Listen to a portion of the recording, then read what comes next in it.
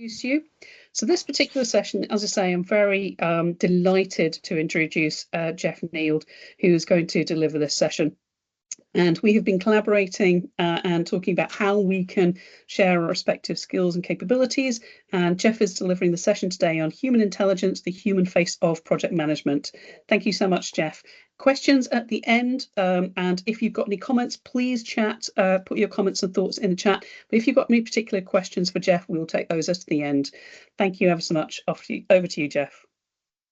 Thanks, Joe, and welcome everybody. Thank you for taking your lunch break out of Monday. I do appreciate that. As Joe said, I'm Geoff Neild. I'm the Programme Director at Derbyshire Healthcare Foundation Trust. I'm also, as an aside to that, Vice Chair of the Health Estates and Facilities Management Association, HEFMA. Been doing that for a number of years. I've just recently had a stint as full chair on an interim basis while we were between chairs, but back in the position I'm more comfortable with, which is that Vice Chair role. In terms of the day-to-day job, I am the Programme Director for Making Room for Dignity. I'll talk a little bit about that shortly, but just to give you an idea of, we're talking about human intervention, human intelligence today. The whole name of the programme was developed by our trust. It was done via a survey from staff, from service users, from carers, because we've got an all-encompassing programme with a number of projects within it. This the programme name was decided by that route. We then had this logo for it designed by a lady called Kate Smith, who was a local artist in the Derby area. Also, she's an ex-service user of Derbyshire Healthcare, so she's been an inpatient in our facilities. And the facilities that we're actually improving at the moment. So she designed this logo for us, and this has become our brand during the programme. It's become really, really useful for job fairs and the like, and recruitment, just having that brand to sell rather than sort of describing what we're doing. So what is Making Room for Dignity? It's a programme of major investment into mental health inpatient facilities in Derby and Derbyshire. We're spending around 150 million. And we've got three key strategic aims. One is ending the use of dormitories for inpatient mental health care. Another one is ending mixed age group for inpatient wards.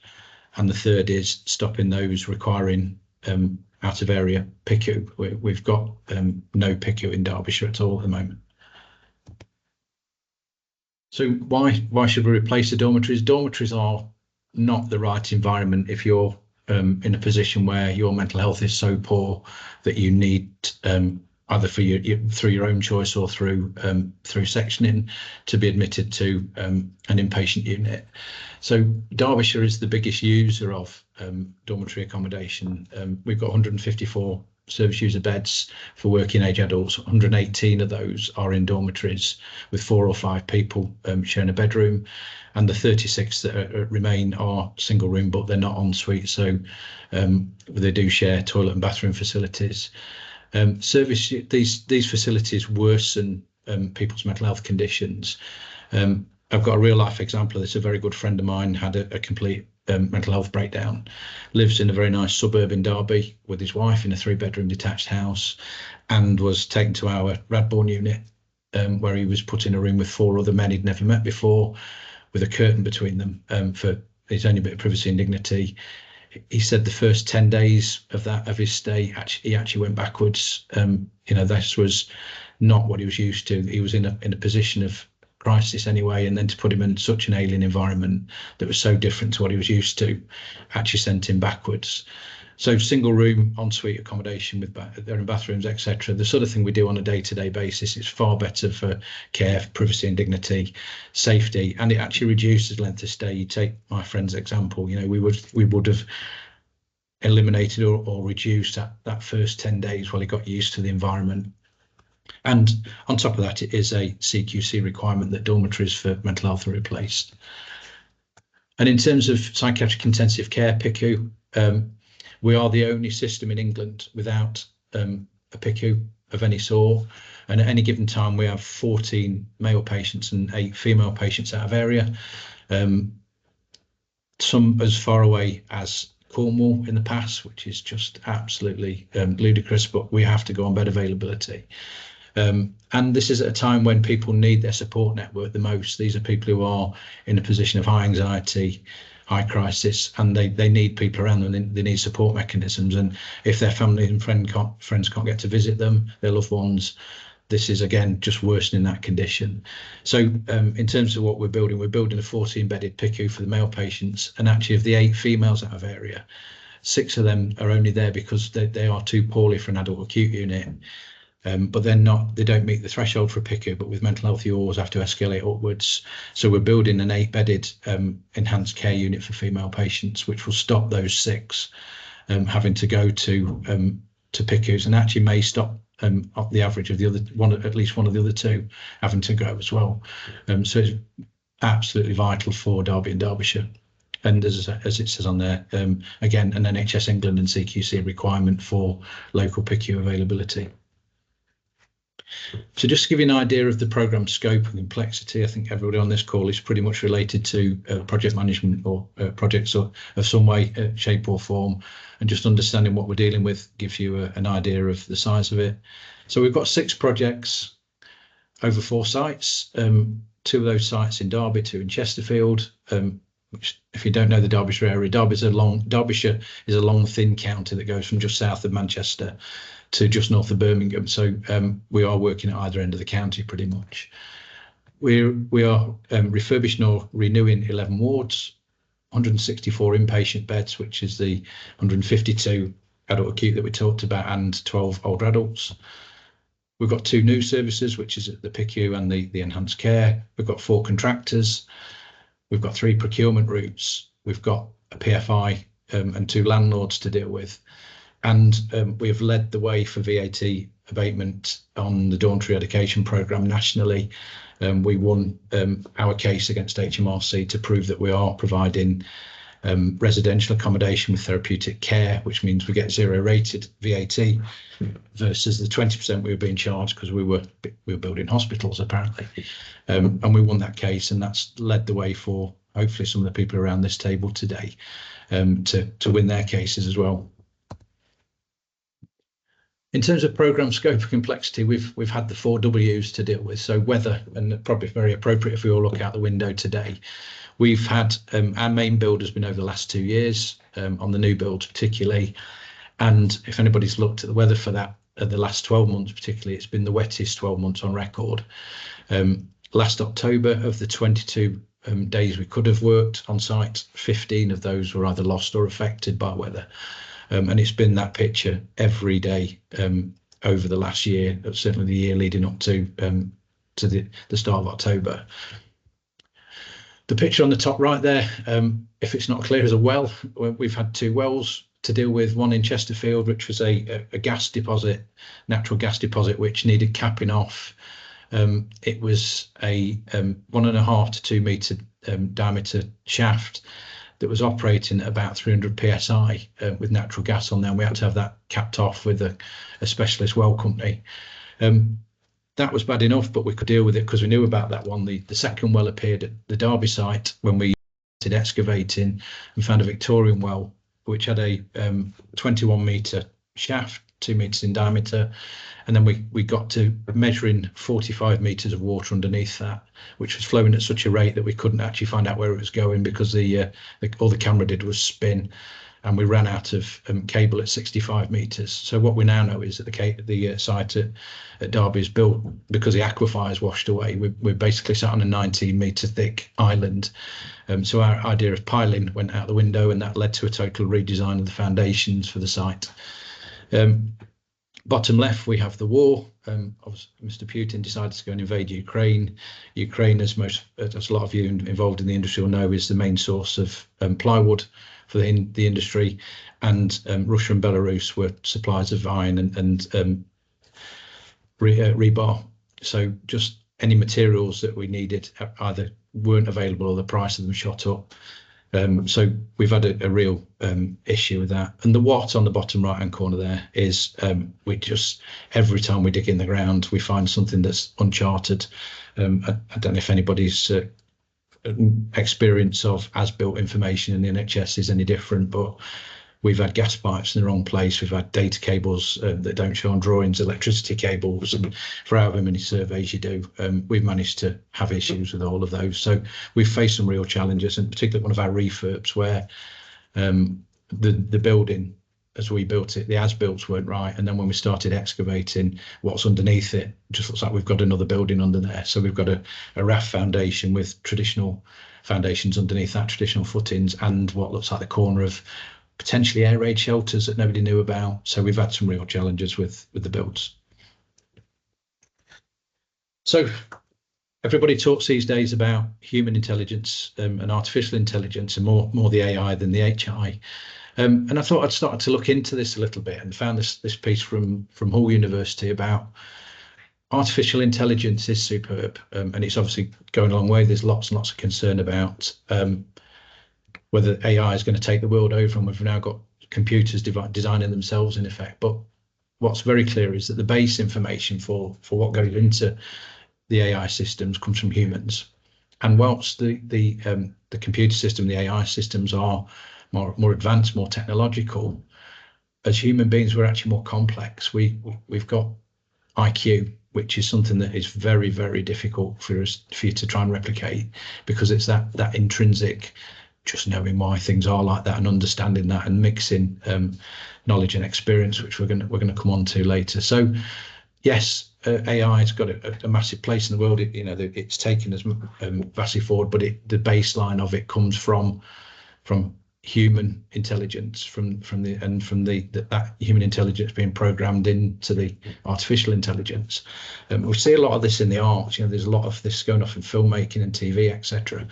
A lot of worry that we're going to have programs that are written entirely, or comedy shows entirely written by AI, and I'm not sure we're quite as close as that as people think we are. So am I anti-AI? Definitely not. Massive music fan, and I'm signed up, as we all probably are these days, to a music streaming platform. Mine is Spotify, and I absolutely love that. And there are some days when I just think I've got such an eclectic taste in music. I don't actually know myself what I want to listen to, but I'll pick a track and Spotify goes, okay, so he's listening to this one today. Yeah, okay, he likes this, and I would say 19 out of 20 tracks that it puts on, I just end up listening to rather than skipping. But the one thing I really like about Spotify is that, I'm a man of a certain age, I'm white, my musical taste is based around, I would say, guitar music as the basis of it. I'm born in Manchester in the 60s. I really ought to be an Oasis fan, and I really am not. And I know probably people around here will be thinking, what on earth, given the clamour for tickets a couple of weeks ago. But what the algorithm, the intelligence within Spotify has picked up is that this guy doesn't like Oasis, despite everything on the algorithm saying he should. So we'll miss it off for him. And this is where it really has got a place in the world. And this is the bits of it I like, and I really appreciate. So one of the things I do outside of work, just because I'm not busy enough with the job that I do in HEFMA, is I'm learning German. I started visiting Germany a few years ago and just really got fascinated by the language. How the language obviously comes from. It is a Germanic language, English. And the Germans use a lot of compound words, as does English. We think about things like wallpaper. We mix two words together to make another one. So you think the link I'm trying to make here is that trying to program into something like an AI system, how these compound words, the complexity of these compound words comes about. So let's pick an easy one to start off with. So we have Kopf, which is the German word for head, and Schmerzen, which is the ache. So Kopfschmerzen is headache. Nice and easy one. Some of them start to get a little bit more less direct, if you like. So Schlaf is sleep, Zimmer is room, Schlafzimmer is a bedroom. You can see the logic. We could describe that to an AI system. Starts getting a little bit more complex when you look at Rück, which is the word for back, Fahr, which is derived from Karte, which is card. So Rückfahrkarte is a return ticket. So if you're getting a there and back journey on a train or a bus, etc. So yeah, again, you can follow the logic. And this is one that I do like, is the pictures come up in the wrong order, so it's giving it away, but a little bit less obvious, but makes sense. So nackt is the German word for naked. Schnecke is the German word for snail. So a naked snail is, as you can see there, a slug. I like that one. I think that, the logic flows. And again, you could describe that. So this is where we really test the logic. And this should have built as a transition, and it's sort of given the game away. But seeing Verdigkeit, you break that down into seeing, which is seeing, Verdig, which is worthy, and Kiten, which is abilities. Where on earth does sightseeing attraction come from there? And this is the bit where somebody will be able to explain that there will be a reason for that particular compound word, particular trend. But you will need somebody with that experience, that knowledge, that insight, that IQ that can pick that up. So that complexity does need to be brought in. So in terms of our programme, let's bring the human elements of it in, the people. We've got a very, very small team, particularly for the size of the programme that we're running, and we've just had a gateway review actually where the size of the team has been flagged up as a bit of a concern, because we are very, very small and beautifully formed. So there's Andy Harrison as the SRO for our programme, myself as programme director, Nick Richards. Nick joined our team, one of the first to join me actually, and he's come in as lived patient experience. I got asked early doors by our then finance director if I wanted a project administrator to work alongside us, to do the admin, to do the procurement of the Group 2 and Group 3 items for us. And I got asked if I'd be prepared to sacrifice some of that support to have somebody with lived experience come along and sort of just join the team a couple of days a week. And I thought about it over a weekend and said, actually no, but what I will have is somebody in that role who's got that lived experience. And Nick came along and he's got mental health issues, which he's happy for me to talk about.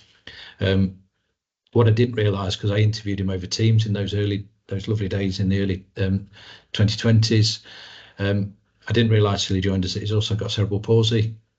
So he's got physical disabilities as well. So he's been an absolute unicorn for me, because he's got that lived experience of both physical and mental health, and we're going to talk about that shortly, about what that's some of the benefits that's brought for us. And similarly with Sifo, he's come in as my project officer on the clinical and operational side. So he's got a mental health qualification. Excuse me. But when he first came to this country from Zimbabwe, he also trained as a QS.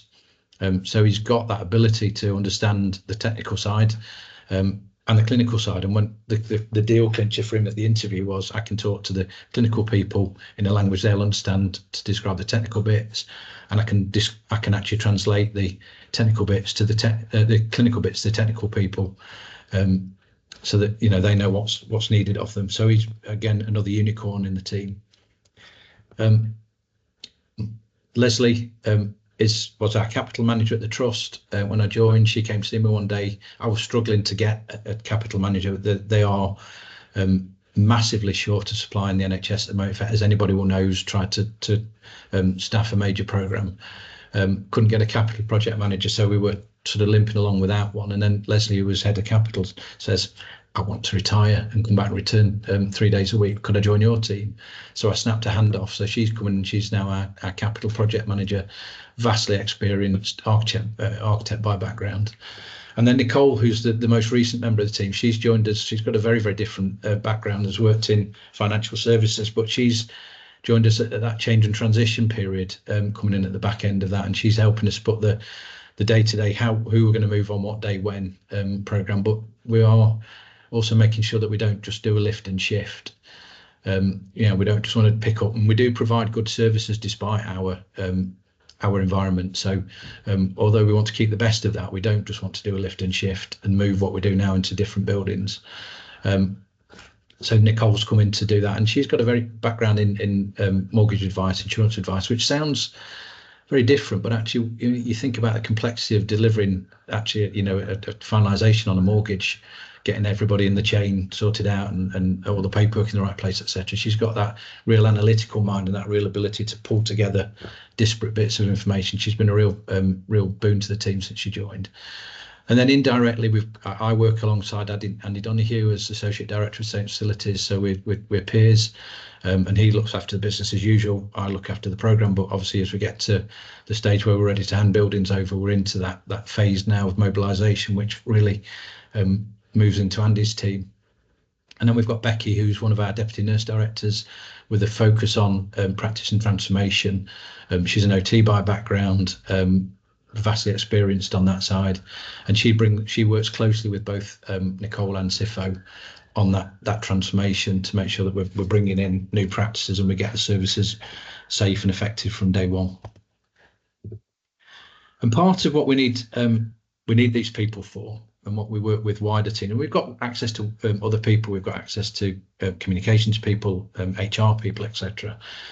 But part of our job in the team is meeting the challenges of needs and wants. So in terms of needs, we've got the things which are, and this is, you will know, this is not an extensive list, but we have things like budget constraints, HBNs, fire regs, electrical safety elements that we need to meet. These have got to be designed into the building, and these have all got to be, with these regulations around these, there's checks. There are people who, we need to certify these. We need the CQC to be happy with what we're developing, etc. But our service users, when we talk to them, are very simple in terms of what they require. They want a facility that gives them a safe and homely environment with that therapeutic support that helps them recover. They just want somewhere that feels nice and provides them with something that feels like it's a human environment, that somewhere they actually would feel more like they'd chosen to go. So we've got to make a building that ticks all of the above boxes, but actually just ticks that, there's something about sort of hitting the target and missing the point sometimes, and we've got to keep the point in mind when we hit those targets.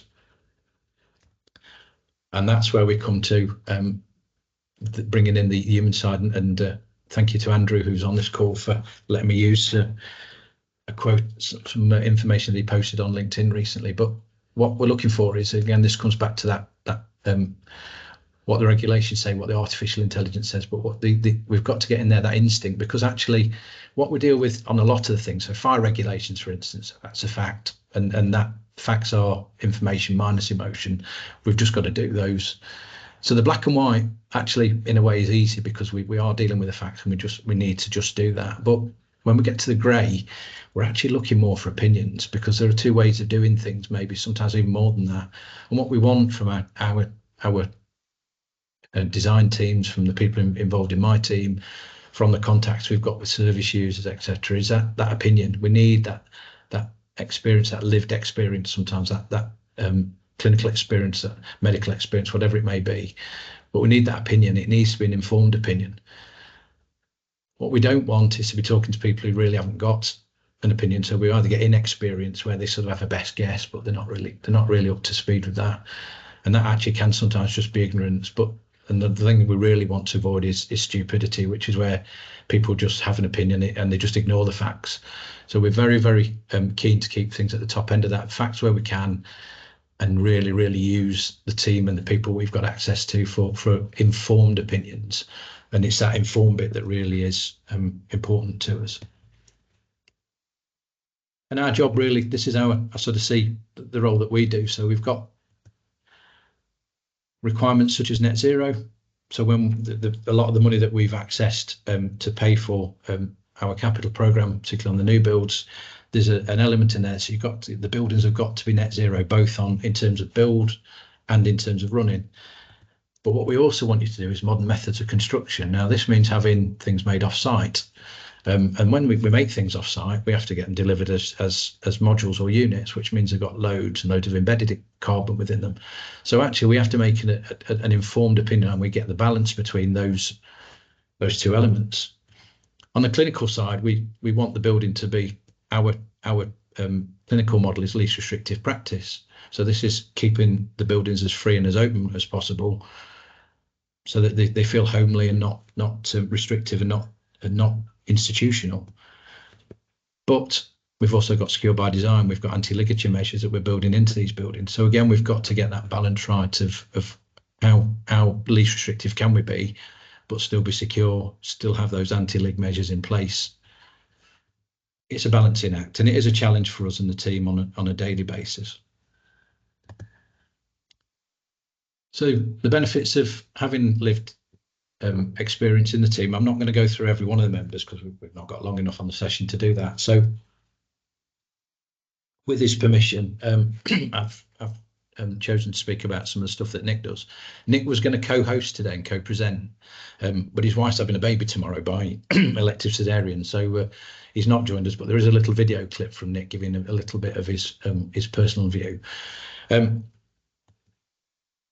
So just having Nick in the team, and this, please don't take this as an exhaustive list, but we just went through some of the sort of the key things that came to mind. He's had a key role in the procurement of the fixed furniture and equipment, so all your group 2, group 3. This is a new skill for him, and actually as a development role, that's been brilliant because already he's got a role secured in the procurement team when the programme's over. So Nick's future is very different to when he joined the team. He come from an IT background. He's got a vast amount of experience now over the 3.5 years he's been with us, and at the end of the programme, he's going to have yet another new experience, and he's starting his qualifications for that in a couple of months' time, just after the baby's born. Nick represents the team on at the Trust Equal Forum. We have a forum which is made up of service users and carers representatives, and it's called Equal because they want to give that gives them an equal say in what goes off within the organisation. So it's almost like their access to the board, if you like. So Nick represents our programme on the Equal Forum, and he's been involved in some key design issues. So when we were looking at where we should put EV charging points, everybody was in suitable places in the car parks, etc. One of the things that Nick's experience brought was, well, most of the cars on the Blue Badge scheme these days are EV. Why would we not have EV charging points in Blue Badge bays? So a minor thing, but what could be a major thing to people who are Blue Badge users, Blue Badge bay users. We were looking at planting areas we've designed in planting areas in the outdoor space, and Nick managed to source some wheelchair accessible raised beds. So they are being incorporated in our external landscaping. We have art is a big thing within mental health, both the use of art in terms of it being displayed, but also the creation of art. And it's great if somebody produces a picture or a drawing or a photograph. We've got lots of opportunities to display those. But what if my background's pottery or needlework or something that's more sort of 3D? So Nick worked with one of our furniture suppliers, and he's had a display cabinet design that allows 3D art to be displayed safely in a shatterproof cabinet. Again, it's at leveling the playing field and getting everybody represented, not just the few. And he contributed, along with myself and others, to the design of an interchangeable picture frame. We were getting lots and lots of calls for a picture frame in the bedroom, and we'll go into more detail on that shortly. But then, well, actually, not everybody wants pictures. I might quite like to write stuff, so I could do with a whiteboard. Well, I like to write, but I prefer chalk. And well, how do we square that? Do we just end up with a bank of sort of frames in each bedroom? We struggled for a long time about trying to make sure everybody got as much access to as many things as possible, and we'll come on to the solution to that was developed. And in 2023, Nick won the HEFMA award for personal development, and I've got to say I'm involved in HEFMA. I'm on the organising committee for the forum, which is where our presentation and awards night takes place. I am one of the judges, but we have a very clear policy in HEFMA that if you're involved in any way in any of the nominations, you don't score that one. So I'm very pleased that my colleagues within HEFMA saw Nick's nomination strong enough to award him the Personal Development Award last year in 2023. So I just want to play you this quick clip from Nick. This talks a little bit about what he thinks he's got out of the programme. I'll leave that to play for a few minutes.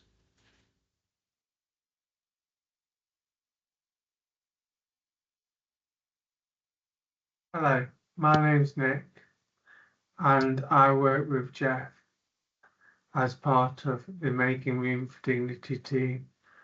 Part of my role is to embed lived patient experience into the Making Room for Dignity team.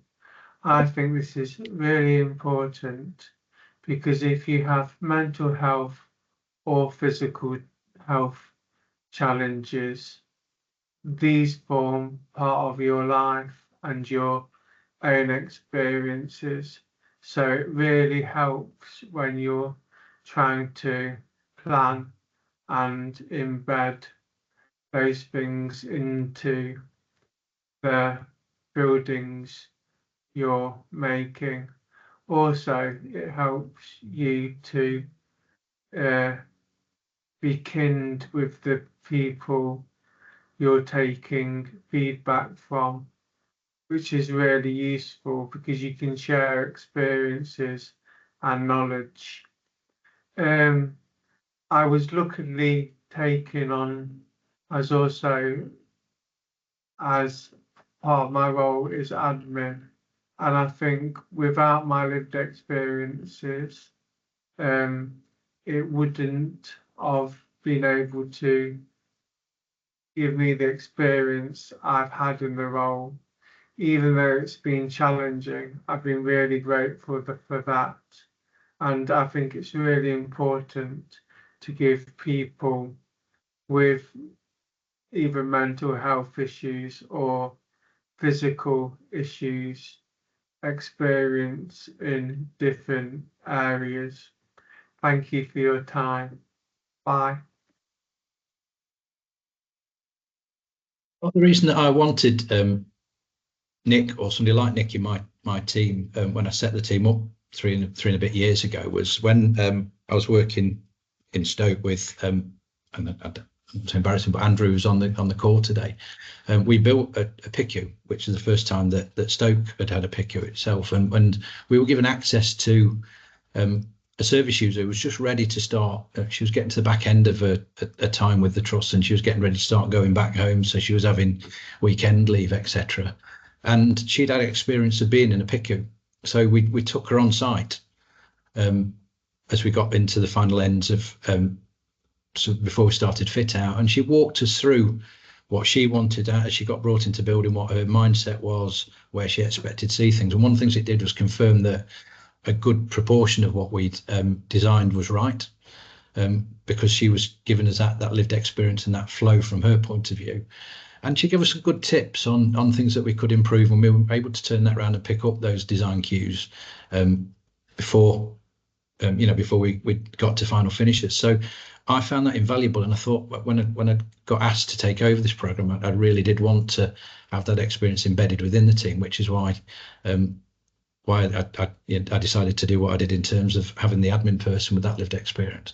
And as I say, Nick has been an absolute star. He's been a real unicorn. He's brought some real value to the team. So I think, on a personal level, he really has helped me to see the ability within disability.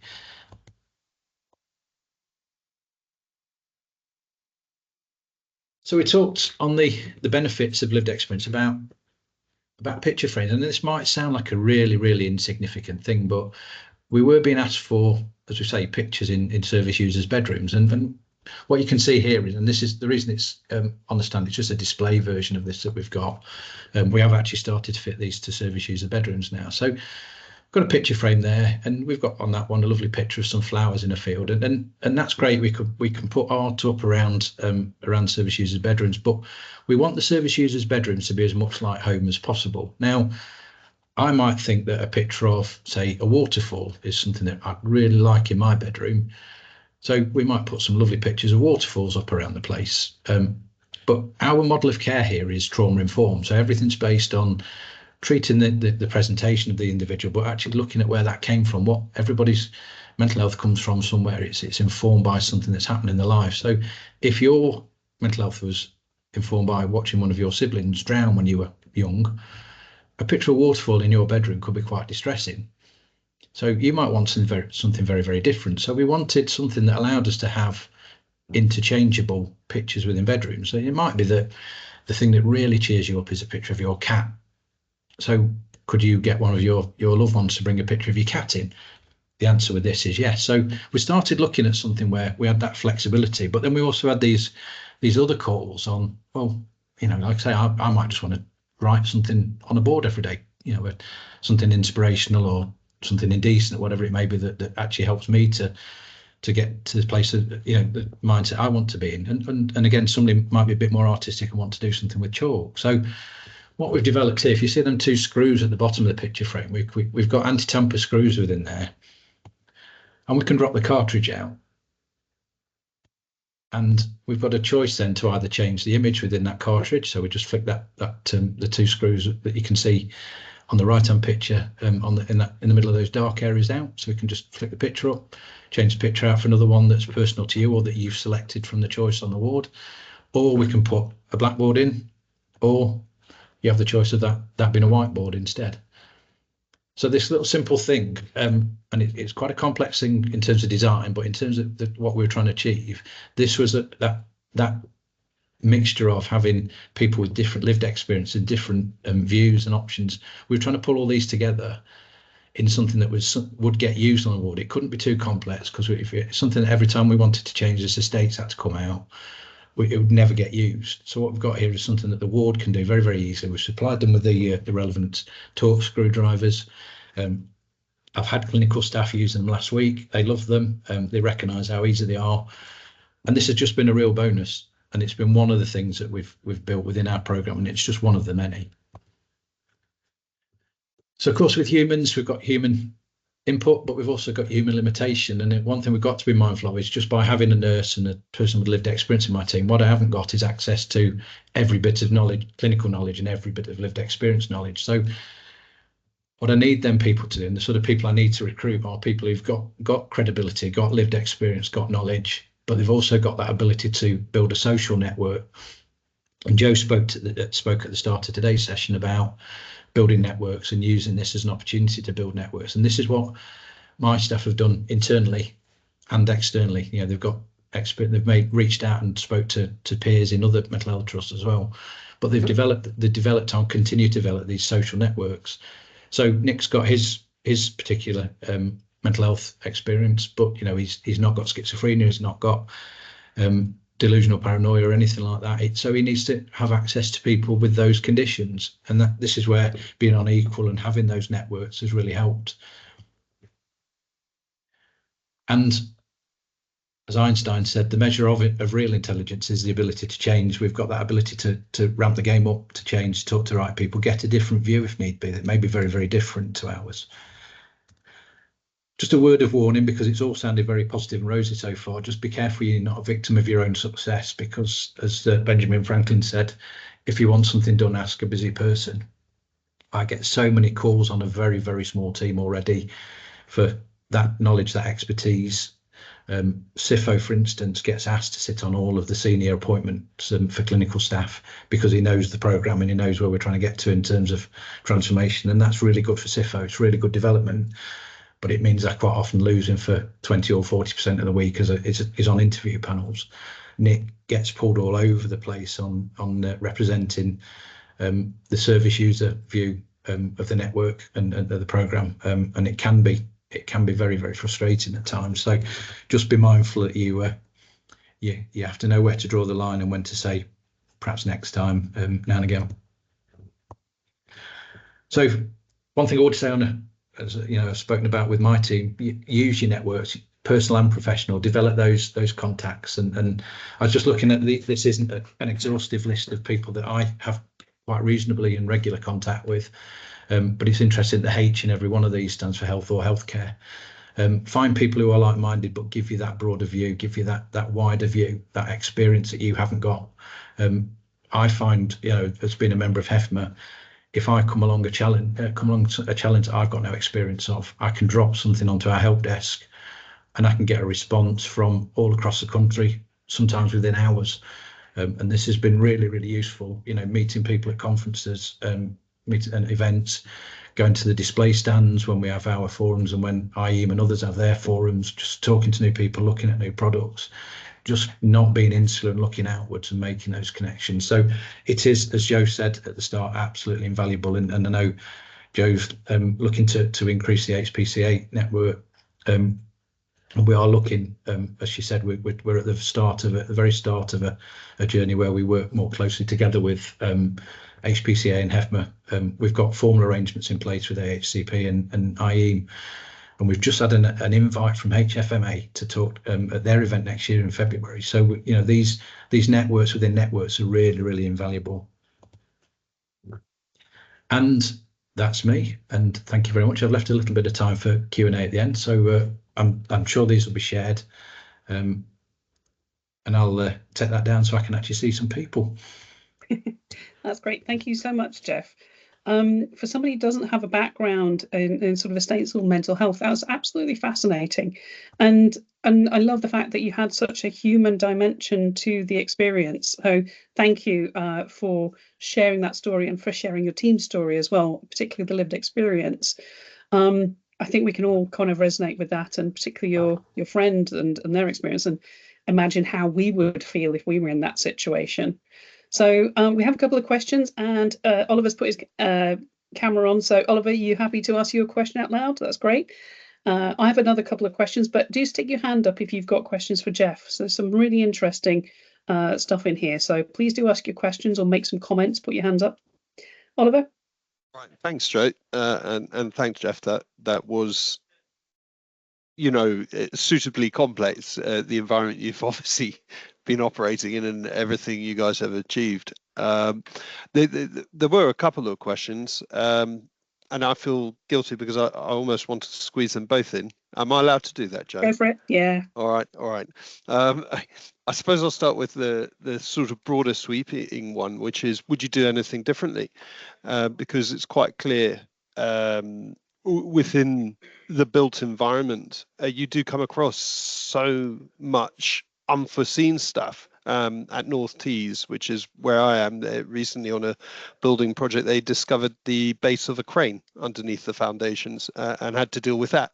And you just imagine this is something that happens a lot. And I suppose my question is just thinking, how would you speed up projects like this in an NHS environment or reduce costs? Or is there anything you would do differently? Or is it just the way it all rolls out?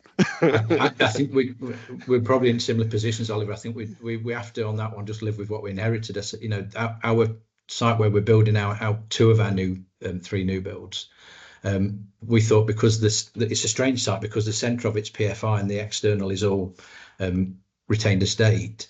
But we thought with PFI, because all the regulations you get with that, we must know where every pipe, wire and cable goes in the trust. And to say we've had more problems on that site, just nothing's in the right place. I mean, we struck a gas main because it was literally 3 meters away from where it's shown on the as-built drawing. And there's not a lot you can do. I mean, we did as many ground surveys as we could. They had every part of the site was marked up at one point. It was a bit psychedelic at one point with all the road markings, but we still managed to miss that. So no, I'd love to say there's a golden thread there that I can help you with, Oliver, but I'm afraid not. Just contingency. Yeah. Building plenty of contingency. As you say, high level of collaboration and just unpicking things as quickly as you can with everyone. Yeah. And I think going back to, one of the issues that we face, and it's probably coming back to your crane base, that at one of the units we used to be powered from the local acute hospital in terms of our power feed, and we went independent a couple of years ago. What we didn't get told by the capital team was that because of the HTM in terms of tracing cables, the only way to remove them was you have to literally excavate and be able to see the full run of that before you disconnect. So they didn't. So we've got 2 cables running up underneath a ward that we're refurbishing, that we've got to treat as live, even though we couldn't see either end of it and know that it isn't, because we can't excavate it and meet the HTM. So we've had to redesign the whole of the foundations in that area based on something we know not to be true. But somebody took the easy route a couple of years ago and decided to, and understandably, I'm not criticising them because it was more trouble than it was worth. We were never going to do anything with there, but we now are. And we're living with that decision that was made a few years ago. So yeah, your crane base doesn't surprise me. I think as Joe says, just put the contingency in your OB and your time, and take it as a bonus if you don't have to use it. Brilliant. Oliver, your comment about the slide which had the fact, opinion, stupidity, and experience. Andrew Hughes has actually put the article in the chat. So I don't know if you've seen that. Yeah, I can. Did you want to ask your other question? Is that relating to that one? Oh no, I think it was purely around that idea that anyone we're engaging with, you're constantly viewing as, well, they've got their views because of everything they've encountered in their journey, and whatever's coming through, it will be a question of just understanding it to some degree. And I don't know, the classification of anything as stupid or inexperienced seemed something I wouldn't have naturally moved towards. So I was fascinated as to what might have happened to position that, and that was all. But if that's in the chat, I can see it's in the chat. Yeah. I'll probably read through it rather than unless you've got views on that, Geoff. No, I included that. I did wonder about just putting the two parts over, but I wanted to show what we needed to avoid more than anything, because obviously what we want is that we want that knowledge and experience. We want the facts, and where we can't get facts, we want an informed opinion.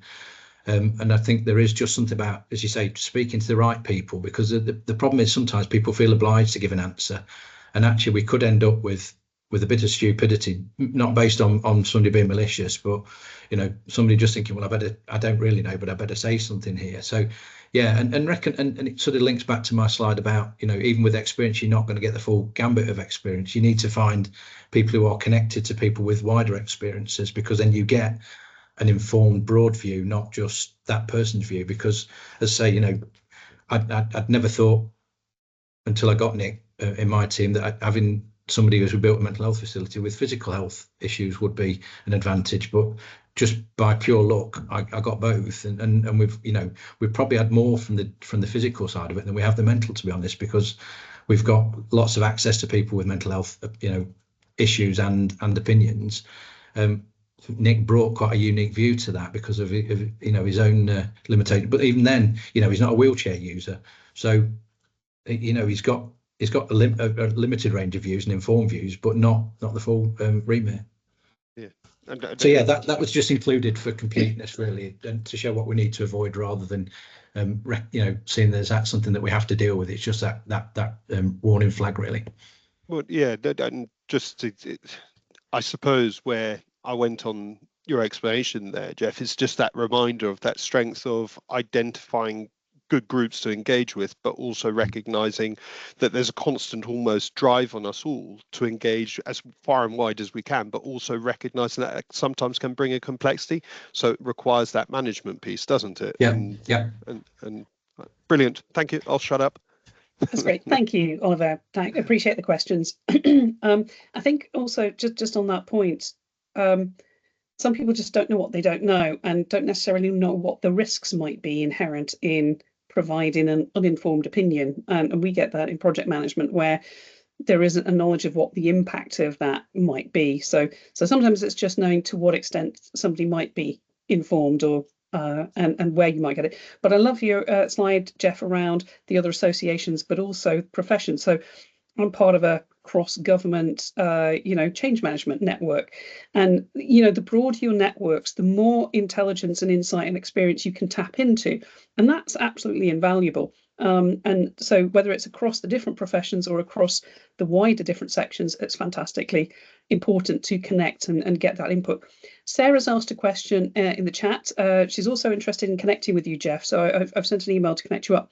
She's asked, have you been able to start to measure the impact of new ward environments? Very simple question to that one is no, because we've not actually opened any new ones yet. So our first one opens on the 2nd of October, so week after next week. Yeah, next week. Sorry, I'm going on holiday. I'm working around my holiday. So actually, we moved the date on that one. It's fallen while I'm on holiday. So yeah, 2nd of October. But what we're starting to see already is the clinical teams who are in there setting up, recognising what these are going to bring for us in terms of the new opportunities, but also they're also recognising the challenges, because we've had to increase staffing numbers, because it takes a lot less staff to look in a room with 5 people than it does to look in 5 individual rooms on a very, very simple level. And the same it goes all the way down through the E&F teams as well. A domestic cleaning a shared toilet out versus cleaning 5 or 6 toilets out takes longer. So, this has had an impact on staffing numbers and a positive impact. So, they are starting to see the benefits and the challenges that come with this, but the benefits are far outweighing the challenges, and that there is that level of excitement and that level of engagement. And I think probably going back to Oliver's question about would we do anything different, I think we had a lot of involvement in co-design, so we had a lot of engagement sessions and got people involved in what we were building. I think if I was going to do anything, I'd probably get people more involved in that ready for receipt of these facilities and get them understanding the reality of the transformation. So more day in the life of type stuff on desktops, getting people around and actually doing some, as we get into post PC level, get them around the buildings a bit more than we have done, to get that familiarization with layouts, and just getting asking the questions that even things like, how do we turn the sound bars on the TVs, because we've equipped the rooms with sound bars for various reasons. How do we link them up if they lose connection? Because we've been doing that all the way through and doing it for them, but we won't be there when they're, when it's 2 o'clock in the morning and somebody's on the night shift. So there is that earlier grip, if you like, that we would do. I've got a comment in the chat from Karen Schofield, who's said that Cohen Play media screens have been installed in mental health patient bedrooms in Lincoln. They're like very large iPads. They include specific patient information, menus, therapeutic sounds, and media functions, as well as the ability to digitally draw, paint, etc. on the screen. So that sounds like a similar opportunity for an environment. So that sounds really good. We've been to look at those actually, and that was part of our decision making. So we've gone with a slightly different model because we talked with our clinical team about what the service users would want, and one of the things that they wanted was that they felt that access to TVs in their own room was something, because we'd have a lot of issues about people needing to share and compromise over what they watch, and TV is a big part of our life, but also because our service users, well, our clinical team felt that the ability to play music was important, and we wanted Bluetooth speakers in the ceiling. We couldn't find an anti-ligature and robust Bluetooth speaker. And we also had issues where if we had them ceiling mounted, people would be able to play music through other people's bedrooms, which could then become detrimental. So we actually put a soundbar in, which allowed us to link an individual's phone to the TV and play their own music through the soundbar. So we went with a different thing, but we did look at the Lincoln scheme. We went over to see that and visited that, and them screens are great. But again, in terms of that, and that comes down to the grey. That answered some of the questions, but it wasn't a black or white question, that one. And when we looked at that, we've gone for information screens in shared areas for the mental health things that those screens give, and we've gone for individual TVs in rooms with the sound bars for music, and then we've gone with interactive equipment in de-escalation rooms so that people can use that on an individual level but in a shared room. That's great, and thank you for sharing that, Karen. It'd be great to hear what other people are doing in that space as well to improve the environmental experience of service users. I've got a quick question for you, Geoff. If anybody has any last questions, do post them in the chat.